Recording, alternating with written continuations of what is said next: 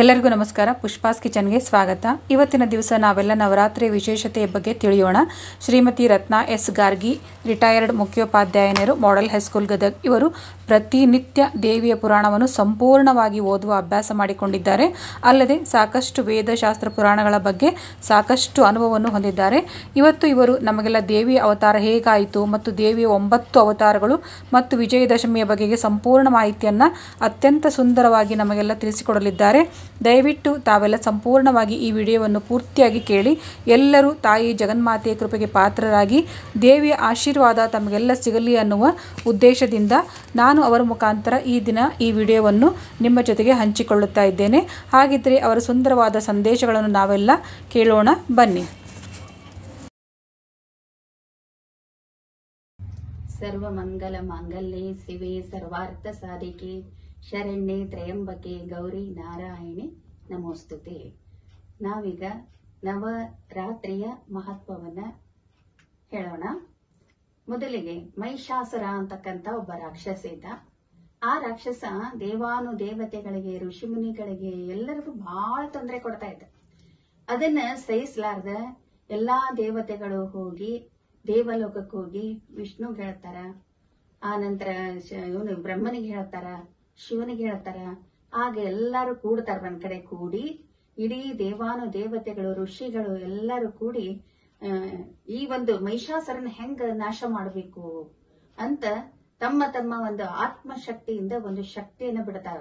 ಒಬ್ಬೊಬ್ಬ ದೇವತೆಯಿಂದ ಒಂದು ಶಕ್ತಿ ಉದಯ ಆಗತ್ತ. ಹಿಂಗ ಎಲ್ಲಾ ದೇವತೆಗಳ ಒಟ್ಟು ಶಕ್ತಿ ಕೂಡಿ ಒಬ್ಬ ಮಹಿಳೆಯ ರೂಪ ಬರ್ತದ. ಆಗ ದೇವಿ ಅಂತ ನಾವು ಕರಿತೀವಿ. ಆಕೆಗೆ ಆದಿಶಕ್ತಿ ಅಂತ ಕರಿತೀವಿ. ಒಬ್ಬ ದೇವಿಯಾಗಿ, ಶಕ್ತಿ ದೇವತೆಯಾಗಿ ನಿರ್ಮಾಣ ಆಗ್ತಾಳ. ಮಹಿಷಾಸುರನ ಮರ್ದನಕ್ಕಾಗಿ ದೇವಿ ಸಿದ್ಧಳಾಗ್ತಾಳ. ಆ ನಂತರ ಎಲ್ಲರೂ ತಮ್ಮ ತಮ್ಮ ಆಯುಧಗಳನ್ನ ಕೊಡ್ತಾರ. 10 ಕೈಗಳಲ್ಲಿ ಆಯುಧಗಳನ್ನ ಧರಿಸಿಕೊಂಡು ಎಲ್ಲ ಶಕ್ತಿಯನ್ನ ಸೇರಿಸಿಕೊಂಡು ಅಗ್ದಿ ಸುಂದರಳಾದಂತ ದೇವಿ ಶಕ್ತಿಯುತವಾಗಿ ಮಹಿಷಾಸುರನನ್ನ ಕೊಲ್ಲಲಿಕ್ಕೆ ಈ ಒಂದು ಶುಕ್ಲ ಪಕ್ಷದ ಪಾಡ್ಯದ ದಿನದಂದು ಆಗಮಿಸ್ತಾಳ.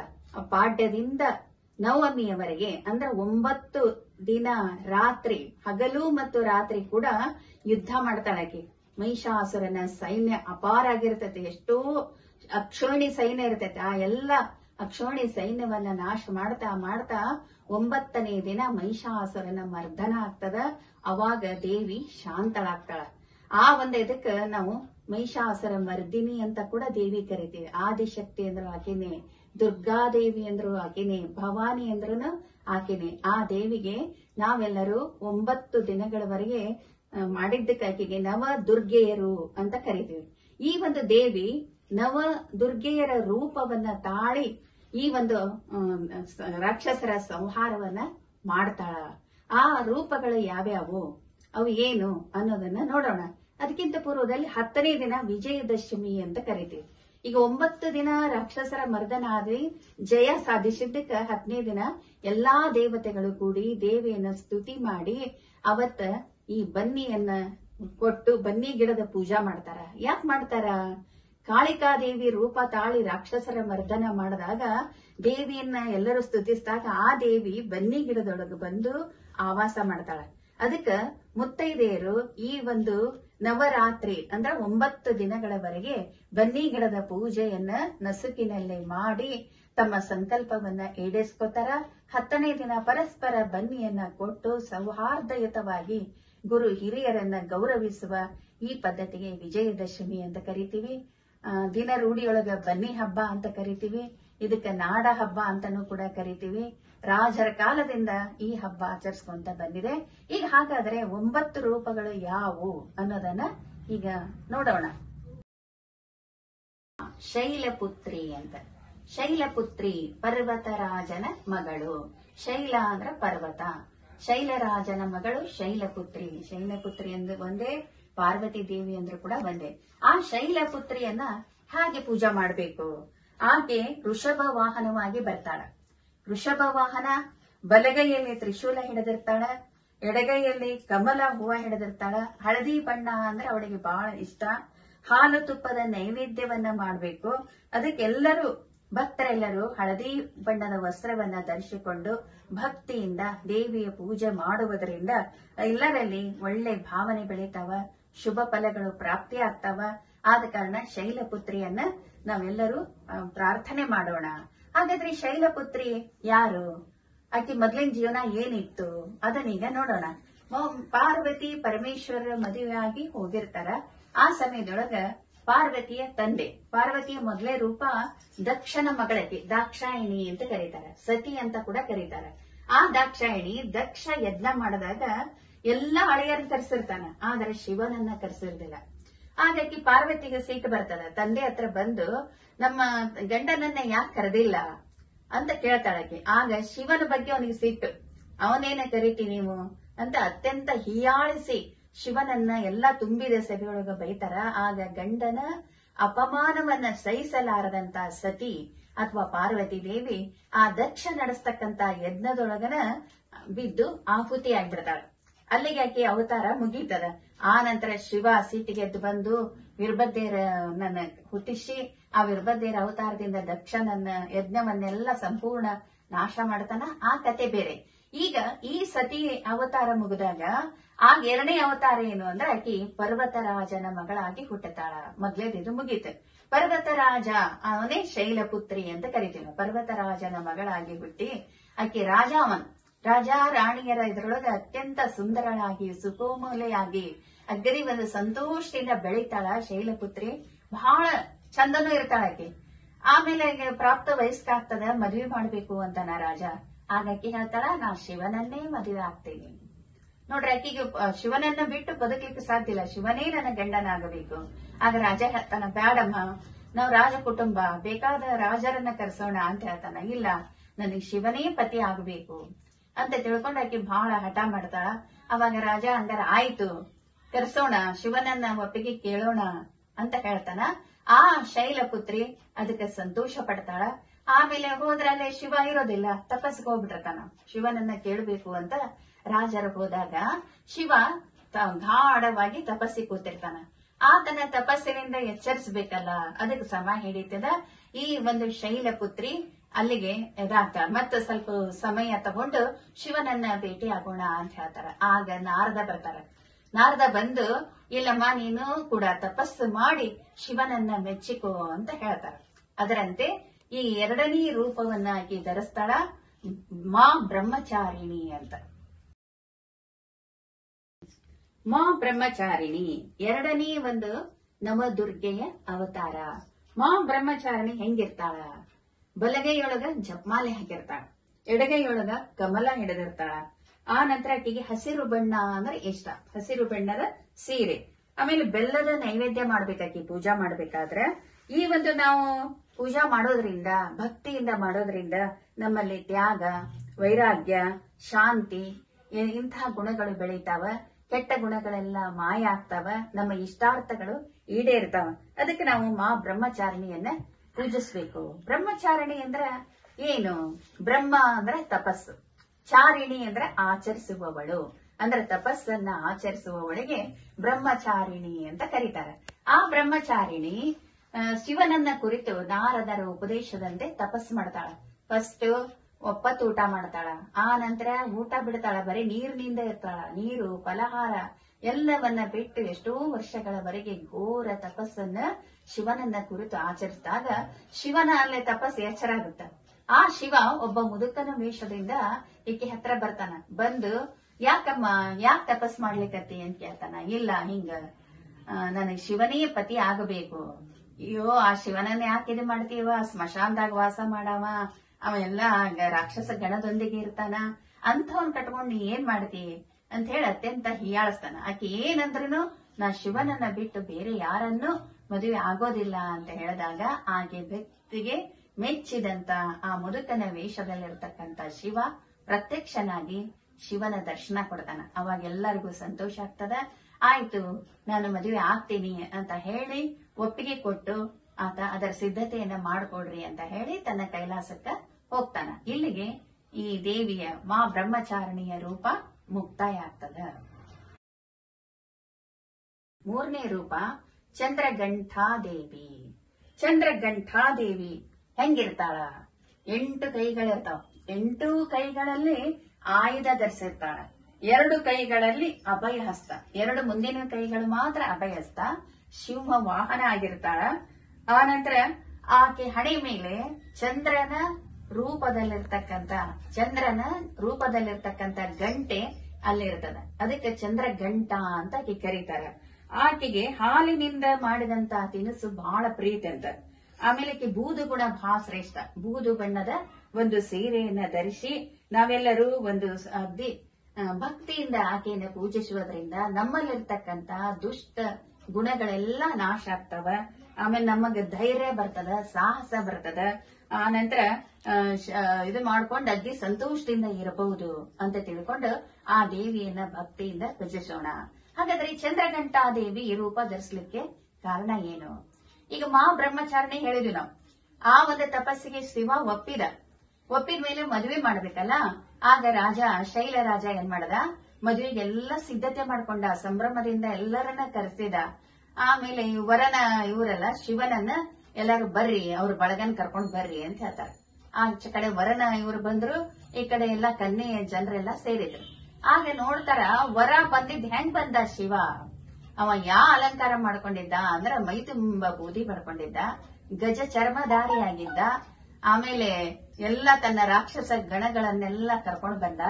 ಆ ನಂತರ ಎಲ್ಲಾ ಇವ್ರು ನೋಡಿದ್ರೆ ವಿಕ್ರಾಳ ಅನ್ನೋಂಗಿದ್ರ ಅವ್ರು ಭಕ್ತಗಣ. ಅವ್ರನ್ನೆಲ್ಲ ನೋಡಿ ಏನಪ್ಪಾ ಇವ ವರನ ಅಂತ ತಿಳ್ಕೊಂಡು ಎಲ್ಲಾರು ಹೆದರಿ ಬಿಟ್ರು. ಇಂಥವನ್ ಕೂಡ ರಾಜ ತನ್ನ ಮಗಳನ್ನ ಹೆಂಗ ಮದ್ವೆ ಮಾಡ್ತಾನ ಅಂತ ತಿಳ್ಕೊಂಡು ಎಲ್ಲಾರು ಆಶ್ಚರ್ಯ ಆಗ್ತಾರ. ರಾಣಿ ಅಂತೂ ಮೂರ್ಛೆ ಬಂದ್ಬಿಡ್ತಾಳ. ನನ್ನ ಮೃದುವಾದ ಕೋಮಲೆ ಅಂತಿರುವಂತ ಈ ಮಗಳನ್ನ ಇಂಥ ಶಿವನಿಗೆ ಕೊಟ್ರೆ ಹೆಂಗ, ಆಕೆ ಜೀವನ ಹೆಂಗ ಅಂತ ವಿಚಾರ ಮಾಡಿ ಆಕೆ ಮೂರ್ಛೆ ಹೋಗ್ಬಿಡ್ತಾಳ. ಆಗ ಅಲ್ಲಿ ಗದ್ಲ ಹೇಳ್ತದ. ಆ ಗದ್ಲವನ್ನ ನೋಡಿದಂತ ಈ ಒಂದು ಬ್ರಹ್ಮಚಾರಿಣಿ ತನ್ನ ಅವತಾರವನ್ನ ಬದಲಾಯಿಸ್ಕೊಂತಾಳ. ಆಕೆನೂ ಉಗ್ರ ರೂಪ ಆಗ್ತಾಳ.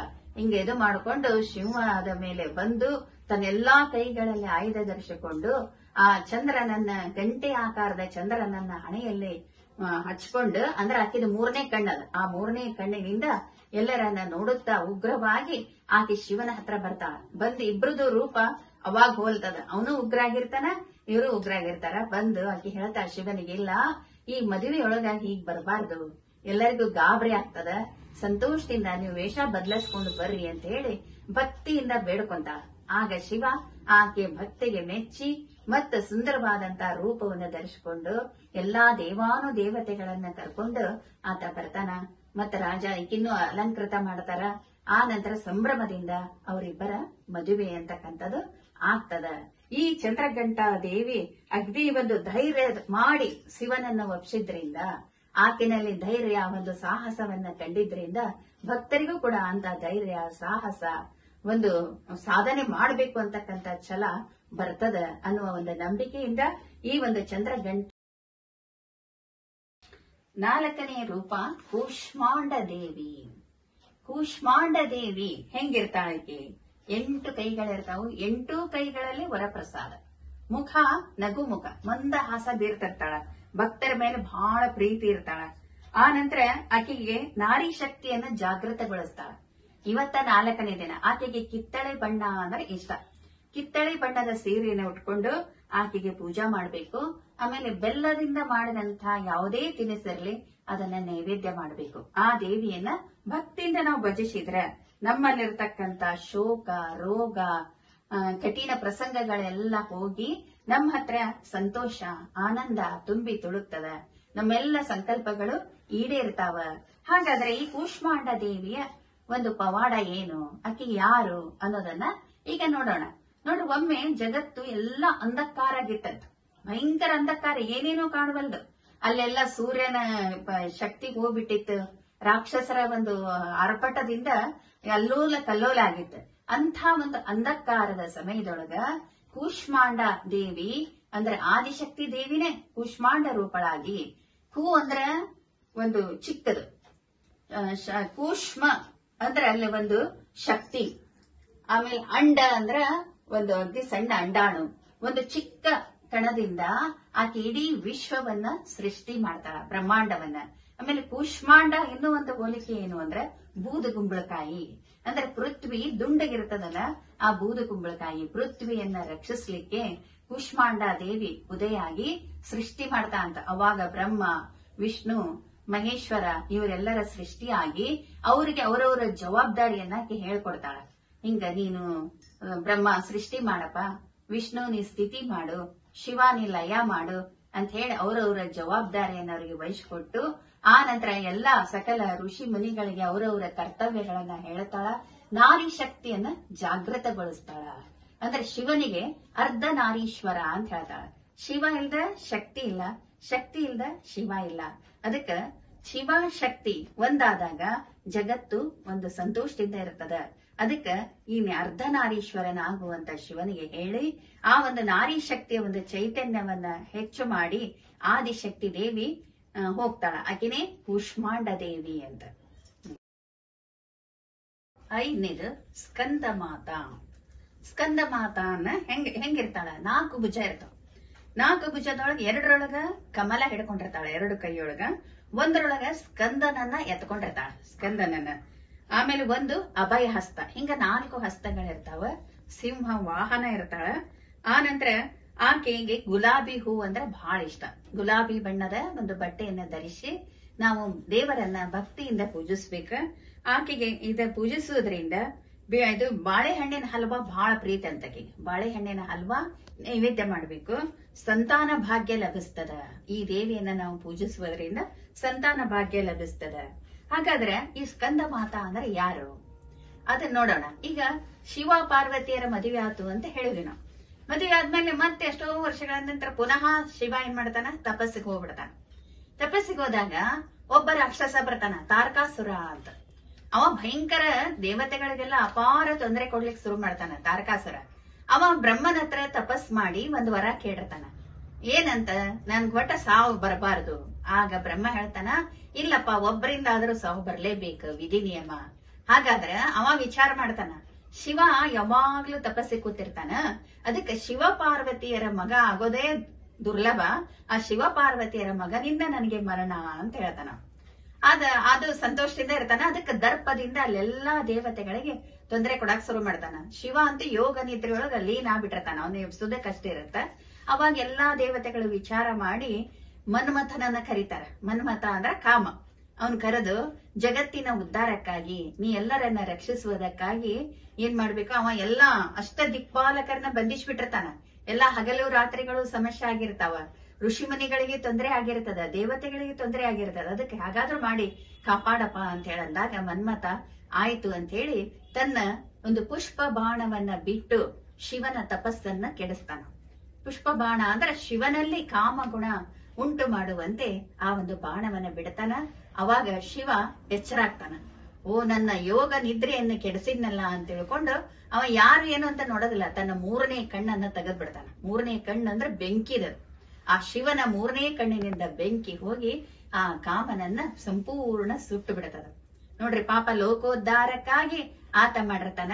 ಮತ್ತ ಅವನನ್ನ ರತಿದೇವಿ ಬಂದು ಬೇಡ್ಕೊಂಡು ಇದು ಮಾಡ್ತಾಳ. ಅದು ಹೋಳಿ ಹುಣ್ಣಿಮೆ ಒಳಗ ಅದ ಕತಿ ಬರ್ತದ. ಅದು ಆ ನಂತರ ನೋಡೋಣ.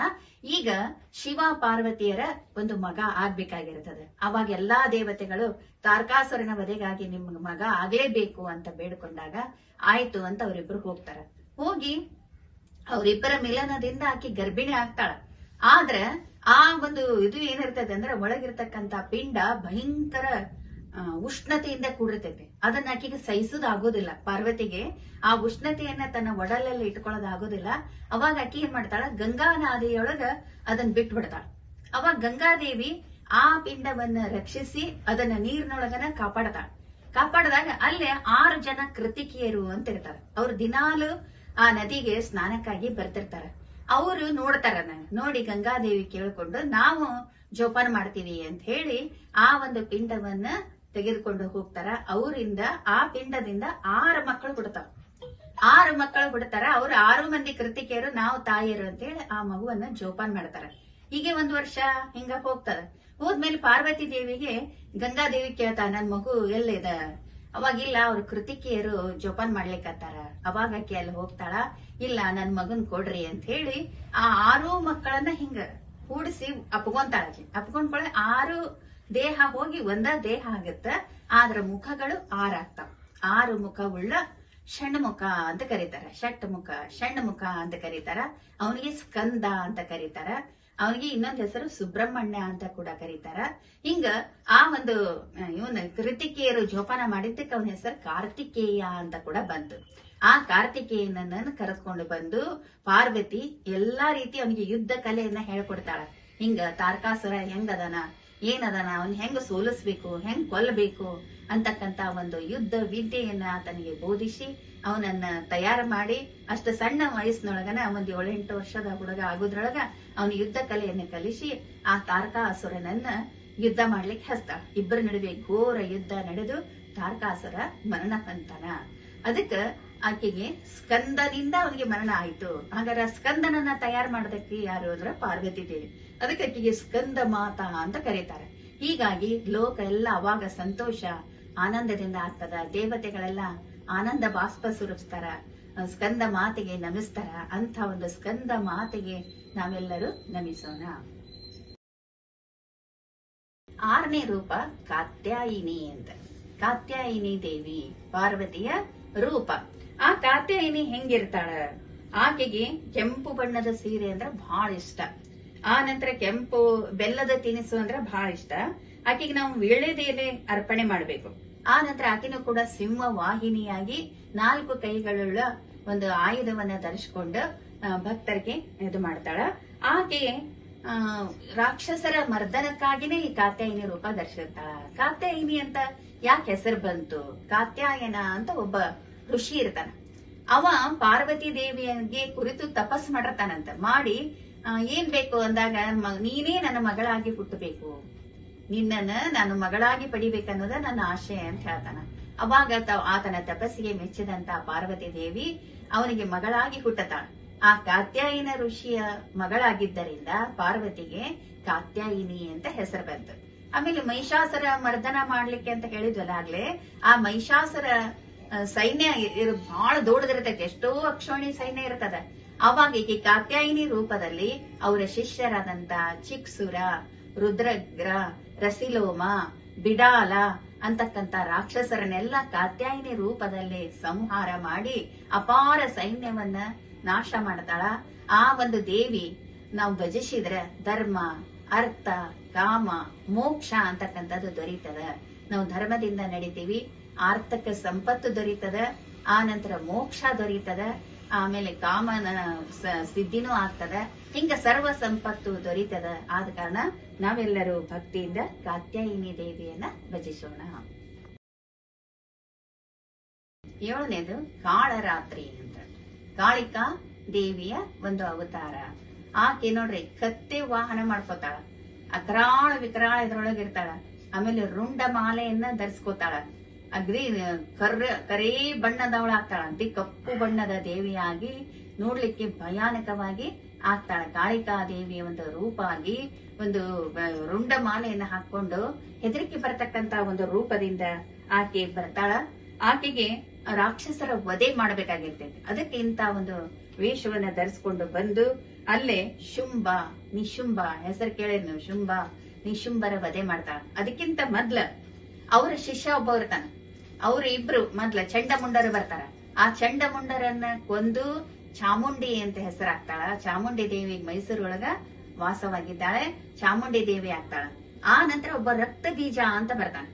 ಆ ಈ ಕಾತ್ಯಾಯಿನೇ ಯುದ್ಧ ಮಾಡ್ಬೇಕಾದ್ರೆ ಆ ಚಂಡಮುಂಡರನ್ನ ಕೊಲ್ತಾಳ. ಆಮೇಲೆ ರಕ್ತ ಬೀಜ ಏನೋ ಬರ್ತಾನ. ರಕ್ತ ಬೀಜ ಅಂದ್ರೆ ಏನು? ಅವ ಬಹಳ ವಿಶೇಷ ಇರ್ತಾನ. ಆ ರಕ್ತ ಬೀಜನೊಡನೆ ಯುದ್ಧ ಮಾಡ್ಬೇಕಾದ್ರೆ ಖಡ್ಗದಿಂದ ಚುಚ್ಚುಗಳು ರಕ್ತ ಒಂದಿಷ್ಟು ಬಿದ್ದುಗಳನ್ನ ಒಂದ್ ಹನಿಗೊಬ್ಬರ ರಾಕ್ಷಸ ಹೊಡ್ತಿರ್ತಾನ. ಅವನ ರಕ್ತ ಬಿದ್ದುಗಳನ್ನ ಎಷ್ಟ್ ಹನಿ ಬಿದ್ದೈತಿ ಅಷ್ಟು ರಾಕ್ಷಸರ ಉದಯ ಆದ್ರು.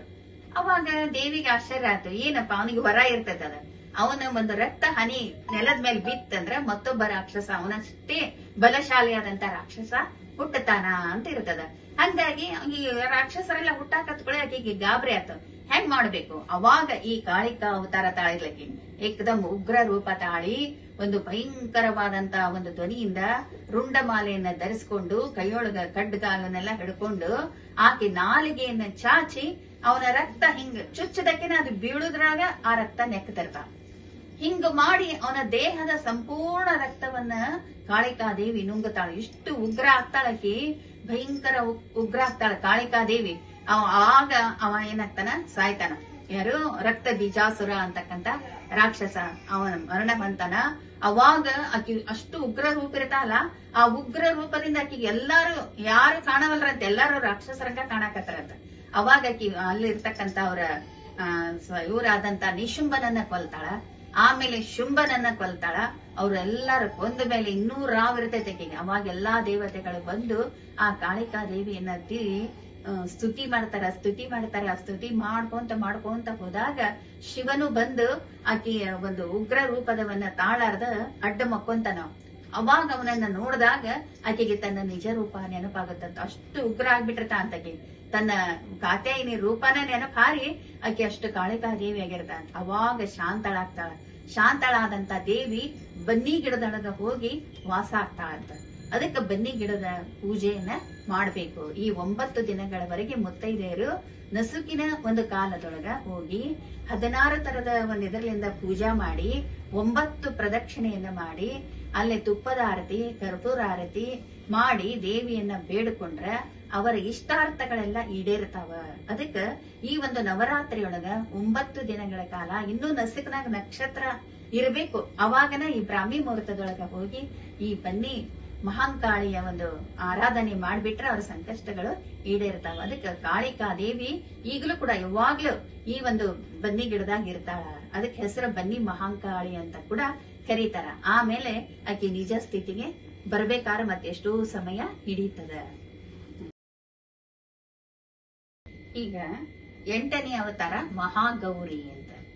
ಈ ಕಾಳಿಕಾದೇವಿಯನ್ನು ಕರ್ರಗಾಗ್ಲಲ್ಲ ಆದಾಗ ಆಕೆ ರೂಪವನ್ನು ಹೆಂಗ್ ಹೋಗಿಸ್ಬೇಕು ಅಂತ ಹೇಳಿ ಅವಾಗ ಶಿವ ತನ್ನ ತಲೆಯಲ್ಲಿರ್ತಕ್ಕಂತ ಗಂಗೆಯನ್ನ ಗಂಗಾ ಜಲವನ್ನ ಆಕೆ ಮೇಲೆ ಸುರಿಸ್ತಾನೆ. ಆ ಗಂಗಾ ಜಲ ಪೂರ್ಣ ಬಿದ್ದಾಗ ಆಕೆದೆಲ್ಲ ಕಪ್ಪು ಬಣ್ಣ ಹೋಗಿ ಇಡೀ ದೇಹ ಬೆಳ್ಳಗಾಗ್ತದಂತ. ಗೌರವರ್ಣ, ಗೌರ ಅಂದ್ರೆ ಬಿಳಿದು. ಆ ಗೌರವರ್ಣ ಬಂದಿದ್ದಕ್ಕ ಆಕೆಗೆ ಗೌರಿ ಅಂತ ಹೆಸರು ಬಿತ್ತು. ಈ ಒಂದು ಇದಕ್ಕ ಮಹಾಗೌರಿ ಅಂತ ಕರೀತಾರೆ. ಆಕಿದೆಲ್ಲ ಆ ಒಂದು ಕಪ್ಪು ಬಣ್ಣ ಇದೆಲ್ಲ ಹೋಗಿ ಸುಂದರಳಾದಂತ ಒಂದು ಪಾರ್ವತಿಯಾಗಿ ಬರ್ತಾಳ. ವೃಷಭ ವಾಹನ, ಎತ್ತನ್ನ ವಾಹನವಾಗಿ ಮಾಡ್ಕೊತಾಳ. ಆಕೆಗೆ ಗುಲಾಬಿ ಅಂದ್ರ ಬಹಳ ಇಷ್ಟ, ಗುಲಾಬಿ ಹೂ ಅಂದ್ರ ಬಹಳ ಇಷ್ಟ. ಆಮೇಲೆ 4 ಕೈಗಳಿರ್ತಾವ. ಆ 4 ಕೈಗಳು ಆಶೀರ್ವಾದವನ್ನ ಮಾಡ್ತಾವ. ಕೊಬ್ಬರಿಯಿಂದ ಮಾಡದಂತ ತಿನಿಸನ್ನ ಆಕೆಗೆ ನೈವೇದ್ಯ ಮಾಡ್ಬೇಕಂತ. ಮತ್ತ ಪೂರಿ ಕೇರು ಅದನ್ನು ಮಾಡ್ಬೇಕ. ಅದೆಲ್ಲ ಸಂಕಷ್ಟಗಳನ್ನ ಆಕೆ ಹೋಗಿಸ್ತಾಳ. ಈ ಮಹಾಗೌರಿ ಅಗ್ದಿ ಪ್ರೀತಿಯಿಂದ ಇರತಕ್ಕಂತಕಿ, ಭಕ್ತಿಯಿಂದ ನಾವು ಸದಾ ಯಾವಾಗ ಬೇಕಾದ್ರೂ ಆ ಗೌರಿ ದೇವಿಯನ್ನ ನಾವು ಪೂಜಿಸುವುದರಿಂದ ನಮ್ಮೆಲ್ಲ ಬೇಡಿಕೆಗಳು ಈಡೇರ್ತಾವ.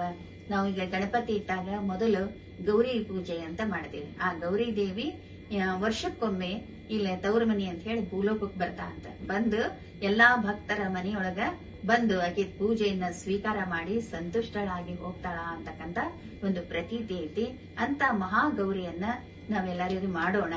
ಆಕೆ ಒಂದು ಶಾಪನೂ ಹೋದಂಗದ ಕಾಳಿಕಾ ರೂಪ ಹೋಗಿ ಮಹಾಗೌರಿಯಾಗಿ ಶಿವನೊಡನೆ ಆಕೆ ಆನಂದದಿಂದ ಕೈಲಾಸದೊಳಗ ಇರ್ತಾಳ. ಆಮೇಲೆ ಎಲ್ಲಾ ಗಣಗಳಿಂದ ಆಕೆ ಪೂಜಿಸಲ್ಪಡ್ತಾಳ. ಮತ್ತೆ 2 ಮಕ್ಕಳು ಷಣ್ಮುಖ ಮತ್ತು ಗಣೇಶನೊಂದಿಗೆ ಆಕೆ ಸದಾ ಸಂತೋಷದಿಂದ ಇರ್ತಾಳ ಕೈಲಾಸದೊಳಗ. ಆಕೆಯನ್ನ ನಾವೆಲ್ಲರೂ ಭಜಿಸೋಣ. 9ನೇ ರೂಪ ಮಾ ಸಿದ್ಧಿದಾತ್ರಿ. ಮಾ ಸಿದ್ಧಿದಾತ್ರಿ ಈಕೆಗೆ ನೇರಳೆ ಬಣ್ಣ ಅಂದ್ರ ಬಹಳ ಇಷ್ಟ. ನೇರಳೆ ಬಣ್ಣ, ಆಮೇಲೆ ಸಂಪಿಗೆ ಹೂ ಅಂದ್ರ ಬಹಳ ಇಷ್ಟ. ಆ ಸಂಪಿಗೆ ಹೂವನ್ನ ಧರಿಸಿಕೊಂಡು ನೇರಳೆ ಬಣ್ಣದ ಬಟ್ಟೆಯನ್ನು ಉಟ್ಕೊಂಡು ಪೂಜೆಯನ್ನ ನಾವೆಲ್ಲರೂ ಮಾಡಿದ್ರೆ ಆ ದೇವಿಯಿಂದ ನಮಗ ಆಧ್ಯಾತ್ಮಿಕ ಶಕ್ತಿ ಸಿಗ್ತದೆ. ಆಧ್ಯಾತ್ಮಿಕ ಒಂದು ಶಕ್ತಿ ಅಂತಕ್ಕಂಥದ್ದು ಎಲ್ಲರಿಗೂ ಸಿಗೋದಲ್ಲ. ಅದನ್ನು ಭಜಿಸುವ ರೀತಿಯಲ್ಲಿ ಧ್ಯಾನ ಮಗ್ನರಾಗಿ ನಾವು ಮಾಡಿದಾಗ ಆ ಒಂದು ಶಕ್ತಿ ಅಂತಕ್ಕಂಥದ್ದು ಸಿಗ್ತದೆ. ಆಮೇಲೆ ಆಕೆಗೆ ಖೀರು ಪಾಯಸ ಅಂದ್ರೆ ಬಹಳ ಇಷ್ಟ. ಹಾಲಿನ ಒಂದು ಶಾವಿಗೆ ಪಾಯಸವನ್ನ ಮಾಡಿ ನಾವು ನೈವೇದ್ಯ ಮಾಡಿದ್ರೆ ಆ ದೇವಿ ಬಹಳ ಸಂತೃಪ್ತಿಗೊಳ್ತಾಳ. ಆಮೇಲೆ ಸಿದ್ಧಿದಾತ್ರಿಗೆ ಈಗ ಶಿವನಿಗೆ ಒಂದು ಜತಿ ಶಕ್ತಿ ಬೇಕು ಅಂತ ತಿಳ್ಕೊಂಡು ಕೂಷ್ಮಾಂಡ ದೇವಿ ಈ ಸಿದ್ಧಿದಾತ್ರಿಯನ್ನ ನಿರ್ಮಾಣ ಮಾಡಿಲ್ಲಂತ, ಸೃಷ್ಟಿ ಮಾಡಿಲ್ಲಂತ. ಶಿವನಿಗೆ 8 ಶಕ್ತಿಗಳನ್ನ ಈ ದೇವಿ ಕೊಡ್ತಾಳಂತ. ಸಿದ್ಧಿದಾತ್ರಿಯಿಂದ ಅವನಿಗೆ 8 ಶಕ್ತಿಗಳು ಆಗ್ತಾವ. ಅವೆಲ್ಲ ಬಹಳ ಅಧ್ಯಾತ್ಮದೊಳಗ ಅವನು ಬಹಳ ಬರ್ತಾವ. ಅಧ್ಯಾತ್ಮ ಶಕ್ತಿ ಅಂತಕ್ಕಂಥದ್ದು ಜಾಗೃತ ಆಗ್ತದ. ಆಮೇಲೆ ಶಿವ ಅರ್ಧ ನಾರೀಶ್ವರ ಆಗ್ಲಿಕ್ಕೂ ಕೂಡ ಈ ಸಿದ್ಧಿದಾತ್ರಿನೇ ಕಾರಣ. ಆಮೇಲೆ ಶಿವನೊಂದಿಗೆ ಯಾವಾಗ್ಲೂ ಈ ಒಂದು ಸಿದ್ಧಿದಾತ್ರಿ ಇರೋದ್ರಿಂದನ ನಮ್ಮೆಲ್ಲ ಬಯಕೆಗಳು ಸಿದ್ಧಿ ಆಗ್ತಾವ. ನಾವೆಲ್ಲರೂ ಸಿದ್ಧಿಯನ್ನ ಮಾಡ್ಕೊಳ್ಳಿಕ್ಕೆ ಸಾಧ್ಯ ಆಗತ್ತ. ನಮ್ಮ ಸಂಕಲ್ಪಗಳು ಈಡೇರ್ತಾವ. ಅದಕ್ಕೆ ಮಾ ಸಿದ್ಧಿದಾತ್ರಿಯನ್ನ ನಾವೆಲ್ಲರೂ ಶಿವನೊಂದಿಗೆ ಪೂಜಿಸೋಣ. ಆ ಒಂದು ಸಿದ್ಧಿದಾತ್ರಿಯ ಆಶೀರ್ವಾದವನ್ನ ಪಡೆಯೋಣ ಅಂತ ಹೇಳಿ ಈ ಸಿದ್ಧಿದಾತ್ರಿಯ ಈಕೆಗೆ ನಾವು ನಮ್ಮ ಅನಂತ ನಮನಗಳನ್ನ ಸಲ್ಲಿಸೋಣ. 10ನೇ ದಿನ ವಿಜಯದಶಮಿ.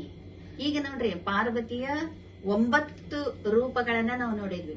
ಆ 9 ರೂಪಗಳಿಂದ ಆಕೆ ವಿಜಯವನ್ನ ಸಾಧಿಸಿದ್ದಕ್ಕ 10ನೇ ದಿನ ವಿಜಯದಶಮಿ ಅಂತ ಆಚರಿಸ್ತಾರ. ದಶಮಿ ಅಂದ್ರ 10ನೇ ದಿನ, ಗೆಲುವಿನ ಒಂದು 10ನೇ ದಿನ ಅಂತ ತಿಳ್ಕೊಂಡು ಆ ವಿಜಯದಶಮಿಯಂದು ಇಡೀ ನಾಡಿನಾದ್ಯಂತ ಎಲ್ಲರೂ ಸಂಭ್ರಮದಿಂದ ಈ ನಾಡ ಹಬ್ಬವನ್ನ ಆಚರಿಸ್ತಾರೆ. ಮೊದಲ ರಾಜರು ಈ ವಿಜಯದಶಮಿಯಂದು ಬಹಳ ಸಂಭ್ರಮದಿಂದ ಎಲ್ಲರಿಗೂ ಸನ್ಮಾನ ಮಾಡೋದು, ಆಮೇಲೆ ಸಾಂಸ್ಕೃತಿಕ ಚಟುವಟಿಕೆಯನ್ನ ನಡೆಸೋದು ಕೃಷ್ಣ ದೇವರನ ಕಾಲದೊಳಗ ಬಹಳ ವೈಭವದಿಂದ ಇತ್ತು. ಮತ್ತ ಮೈಸೂರು ಅರಸರು ಕೂಡ ಅದೇ ರೀತಿ ನಡೆಸಿದ್ರು. ಈಗಲೂ ಕೂಡ ನಮ್ಮ ಕರ್ನಾಟಕ ಸರ್ಕಾರ ಈ ಒಂದು ವಿಜಯದಶಮಿಯ ದಿನವನ್ನ ಅತಿ ಸಂಭ್ರಮದಿಂದ ಆಚರಿಸದ. ಇದು ಒಂದು ನಮ್ಮೆಲ್ಲರಿಗೂ ಒಂದು ಸಂತೋಷವನ್ನ, ಆನಂದವನ್ನ ಕೊಡ್ತಕ್ಕಂತ ಒಂದು ವಿಶೇಷ ಹಬ್ಬ ಆಗಿದೆ. ಅವತ್ತ ನಾವು ಬನ್ನಿಯನ್ನ ಒಬ್ಬರಿಂದ ಒಬ್ಬರಿಗೆ ಕೊಟ್ಟು ಗುರು ಹಿರಿಯರಿಗೆ ನಮಸ್ಕಾರ ಮಾಡುವುದರ ಮೂಲಕ ವಿಧೇಯ ವಿನೇಯತ ಗುಣಗಳನ್ನ ಬೆಳೆಸ್ಕೊಂಡು ನಾವೆಲ್ಲರೂ ನಮ್ಮ ಕರ್ನಾಟಕದ ಭಾರತದ ಸಂಸ್ಕೃತಿಯನ್ನ ಉಳಿಸಿಕೊಂಡು ನಾವೆಲ್ಲರೂ ನಮ್ಮ ಜೀವನದ ಸಫಲತೆಯನ್ನ ಅನುಭವಿಸಬೇಕು. ಆ ಸಫಲತೆಯನ್ನ ಪಡೆಯೋದಕ್ಕೋಸ್ಕರ ಈ ಮನೆ ಮನೆಗೆ ಹೋಗಿ ಬನ್ನಿ ಕೊಡುವ ಒಂದು ಸಂಪ್ರದಾಯ ಈಗಲೂ ಕೂಡ ಇದೆ. ಈಗ ದೇವಾಲಯದಲ್ಲಿ ಕೂಡ ಈ ಒಂದು ಬನ್ನಿ ಪೂಜೆ ಮಾಡಿ ಎಲ್ಲರೂ ಒಬ್ರಿಗೊಬ್ರು ಬನ್ನಿ ಕೊಡ್ತಕ್ಕಂಥದ್ದು. ಬನ್ನಿ ಬಂಗಾರ ಅಂತ ಕರೀತಾರ. ಅದನ್ನ ಬಂಗಾರ ರೂಪದೊಳಗ ನಾವು ಸ್ವೀಕಾರ ಮಾಡಿಕೊಂಡು ಒಬ್ರಿಗೊಬ್ರು ಕೊಡುವುದರ ಮೂಲಕ ನಮ್ಮ ಒಂದು ಹಬ್ಬವನ್ನ ವಿಶೇಷವಾಗಿ ಆಚರಿಸೋಣ. ಅವತ್ತೆಲ್ಲರಿಗೂ ಊಟಕ್ಕೆ ಕೇಳ್ತಾರ. ಸಿಹಿ 9 ದಿನಗಳವರೆಗೆ ಈ ಕಡೆ ನಾವೆಲ್ಲ ಏನ್ ಮಾಡ್ತೀವಿ, ಹೋಳಿಗೆ ಒಂದು ನೈವೇದ್ಯ ಅಂತಕ್ಕಂಥದನ್ನ ಮಾಡ್ತೀವಿ, ದೇವಿ ಪುರಾಣ ಕೇಳ್ತೀವಿ. ಆದ್ರೆ ಆ ಕಡೆ ಮೈಸೂರು ಬೆಂಗಳೂರು ಕಡೆ ಏನ್ ಮಾಡ್ತಾರ, ಮನೆಯೊಳಗ ಗೊಂಬೆಗಳನ್ನ ಕೂಡಿಸ್ತಾರ. ದೇವಿ ಮೂರ್ತಿಯನ್ನ ಕುಂದಿರ್ಸಿ ಮುಂದೆ ಎಲ್ಲಾ ಒಂದು ನಮ್ಮ ಸಂಸ್ಕೃತಿಯನ್ನ ಸೂಚಿಸ್ತಕ್ಕಂತ ಗೊಂಬೆಗಳನ್ನ ಕೂಡಿಸಿ ಮನೆಗೆಲ್ಲಾರನ್ನು ಕರೆದು ಆರತಿ ಮಾಡಿಸಿ ಅವರಿಗೆ ಉಡಿ ತುಂಬಿ ಅವರಿಗೆಲ್ಲ ಸಂತೋಷವನ್ನ ಹಂಚಿಕೊಂಡು ಹೋಗ್ತಾರ. ಈ ರೀತಿ ಒಂದೊಂದ್ ಕಡೆ ಒಂದೊಂದು ಹಬ್ಬ ಇದೆ. ಆಮೇಲೆ 9 ದಿನಗಳ ಕಾಲ ಇಲ್ಲೆಲ್ಲ ನಾವು ಅಖಂಡ ದೀಪ ಅಂತ ಮಾಡ್ತೀವಿ, ಘಟ್ಟ ಅಂತ ಕರೀತಾರ.